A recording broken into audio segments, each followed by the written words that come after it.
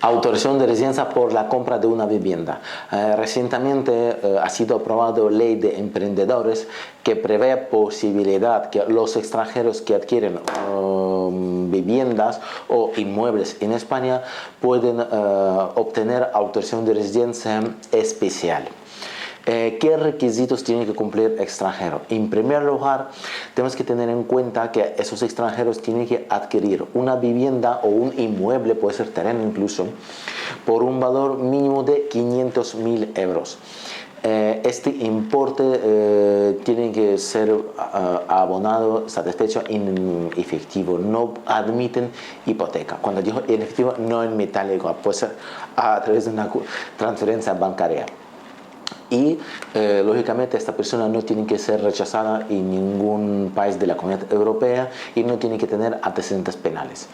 En este caso, al comprobar esta circunstancia, el consulado emitirá un visado por un año. Cuando esta persona entra a España, puede solicitar tarjeta de residencia. Puede solicitar tarjeta de residencia para esta persona y también para toda su familia, es decir, para cónyuge, para esposo o esposa y para hijos menores de 18 años. Y lo más interesante es que van a dar tarjeta por 2 años.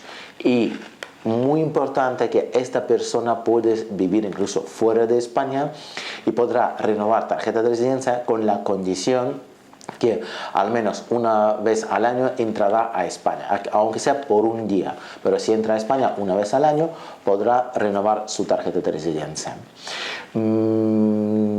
Nos resulta muy interesante tramitar esta tarjeta de residencia porque gestión de esa tarjeta corresponde a la unidad de grandes empresas que tienen obligación de resolver expediente en plazo máximo de 20 días y luego posteriormente consulado tiene que dar visado en plazo máximo de 8 días. Si una persona está interesado en adquirir esta tarjeta de residencia, obtener esta tarjeta de residencia, puede contactar con nosotros. Estaremos encantados de resolver sus dudas y ayudarle en concesión de su autorización de residencia. Hasta pronto.